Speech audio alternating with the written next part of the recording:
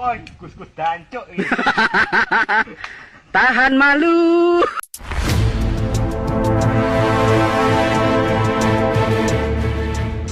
Assalamualaikum warahmatullahi wabarakatuh. Kemarahan publik kepada Miftah itu tidak sebatas di dunia maya ya. Tidak saja menjadi trending topik di sejumlah kanal media sosial, tetapi juga di dunia offline, dunia nyata. Berikut ini kemarahan seorang pemilik kendaraan truk yang kemudian menyobek fotonya atau posternya Miftah yang ditempel di belakang truknya. Kita lihat ini. Kelet, pokoknya dikelet. Lotok. Tidak bisa edak, tapi payah melotoknya, man. Nah, Hah? gampang. Gampang. Ah. Woi, kus-kus dancuk ini. Tahan malu. Sobek, pas muka coba ya sobek. Kalau tulisannya biarlah. Kalau bisa mukanya itu buang jauh-jauh gitu. Aduh. Iya.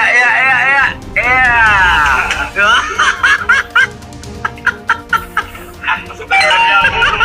Memang bisa bicaramu. Ah, betul. Adab lebih tinggi daripada ilmu. Wah, itu. Lotok. Mata.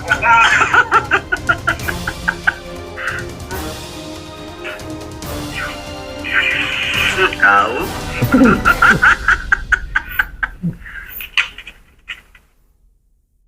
Oke ya, itu tadi penampakannya. Kalau melihat bahasanya sih jancuk itu sepertinya Jawa Timur ya. Nggak tahu di daerah mana.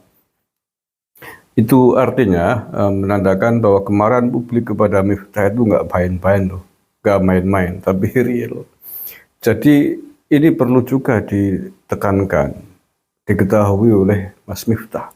Karena seamati ya dari video-video bikinannya timnya Miftah terakhir, seolah-olah ingin menyederhanakan persoalan, seolah-olah itu persoalan khusus antara dia dan Pak Sun Haji di Magelang. Sehingga kemudian dibuatlah segala macam framing video merangkul Pak Sun Haji. Pak Sun Haji juga mengatakan begitu nggak ada masalah. Yes, terkait Mas Miftah dengan Pak Sun Haji itu selesai, nggak ada urusan. Pak Sun Haji pun mungkin hari ini sedang menikmati kebahagiaan dengan rezeki yang tidak terduga dari berbagai pihak ya, baik dari netizen, dari Miftah sendiri, dan dari Pak Prabowo juga dapat gitu ya. Tetapi persoalannya tidak hanya sesederhana itu, Kang. Persoalan ini bukan hanya persoalan urusannya Miftah dengan Pak Sun Haji. Bahkan Pak Sun Haji pun tadinya mungkin tidak tahu. Dia mungkin ikhlas-ikhlas saja diperolok, dihinakan di tengah publik, dikatain goblok oleh Miftah. Tadinya mungkin fine-fine saja, oke-oke saja. Tapi ini adalah persoalan karakter Miftah yang ngomongnya kasar itu kepada orang miskin di tengah publik dan menyakiti hati banyak sekali orang. Itu persoalannya. Menyakiti publik karena itu disampaikan oleh pendakwah, orang yang kondang, yang kedua dia adalah staf istilahnya pejabat jabatan yang dimiliki Miftah itu utusan khusus kepresidenan.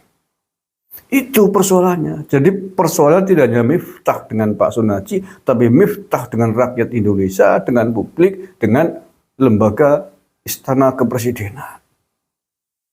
Walaupun sudah selesai antara Miftah dengan Pak Sun Haji, sudah saling rangkul-rangkulan dan lain sebagainya, tetapi dengan rakyat Indonesia, dengan publik Indonesia, nggak akan selesai, susah diselesaikan, entah berapa tahun lagi butuh untuk melupakan tragedi tersebut. Itu loh masalahnya. Begitu juga istana presiden. Sepanjang masih ada sosok Miftah ini, kepercayaan publik, khususnya ya terkait dengan tugas-tugas yang diemban oleh Miftah sebagai duta moderasi beragama, itu akan sangat sulit. sangat sulit untuk diterima dengan baik. Bahkan mungkin ke depan ketika Miftah menjalankan tugas-tugasnya itu di tengah masyarakat, pasti akan terganggu mentalnya dan publik tidak akan lupa dengan tragedi itu. Mungkin akan mencibir, ngapain Anda bilang moderasi beragama? Anda menjaga moderasi dengan akal pikiran. Nggak becus gitu, gagal gitu. Itu yang akan terjadi. Memoderasikan antara ucapan Anda dan kelakuan Anda itu nggak beres, gagal gitu. Nah itu ya. Jadi mohon jangan sesimpel itu, jangan disederhanakan seperti itu, Mas Miftah. Anda mau membuat pengajian paket dengan Pak Son Haji, berapa puluh kali pun, berapa ratus kali pun di seluruh seantero Magelang atau bahkan mungkin di seluruh Indonesia, itu tidak akan pernah mengobati sikap Anda yang tercoreng tadi itu. Karena itu adalah ditangkap sebagai sebuah upaya membersihkan diri, mencuci porok itu loh. Publik tahu. Ya karena tadi saya lihat beredar poster ya, akan ada Magelang bersolawat, ya, gambarnya Mas Miftah dan Pak Son Haji dan sahabat Habib siapa itu, Jindan siapa itu. Ya saya tahu itu adalah upaya untuk mengobati lukanya Pak Son Haji sudah selesai, nggak ada masalah. Tapi ini bukan persoalan lukanya Pak Son Haji saja, Mas.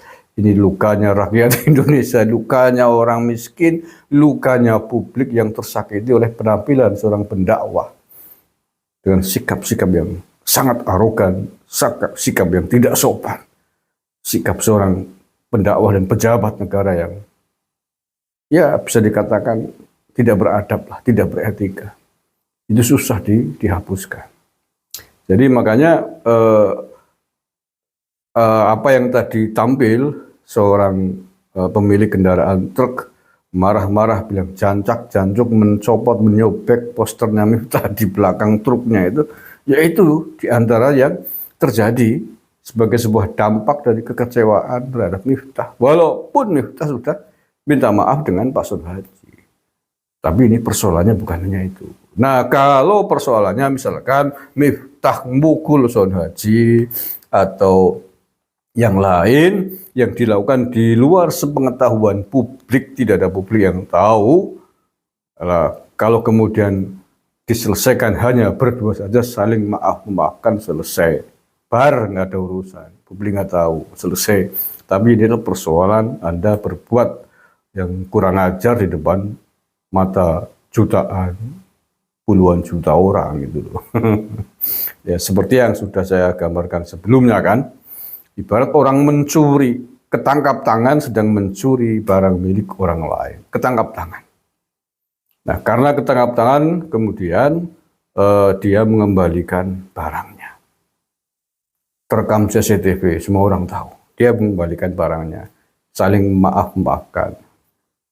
Urusan dengan orang yang barangnya dicuri, si pencuri ini selesai. Saling memaafkan, tidak saling menuntut, oke, selesai. Tapi urusan Anda tercemar nama baiknya, sebagai seorang yang selama ini dikenal baik, mencuri itu tidak akan pernah selesai. Orang akan mencap, oh ternyata kamu pencuri gitu loh. Kurang ajar, padahal kamu selama ini berdakwah tentang indahnya hidup bersama, indahnya kerukunan, hidup saling tolong-menolong dan bantu-membantu. Menyakitkan kan di mata publik kan, kurang ajar, bajingan kamu ya. Selama ini kampanye kemanusiaan, tolong-menolong, saling bantu, jebulnya pencuri juga. Kan begitu urusannya. Walaupun Anda telah maafkan, menyelesaikan, mengembalikan barang yang Anda curi kepada pemilik. Fahimtum? Understand? Okay, thank you so much. Assalamualaikum warahmatullahi wabarakatuh.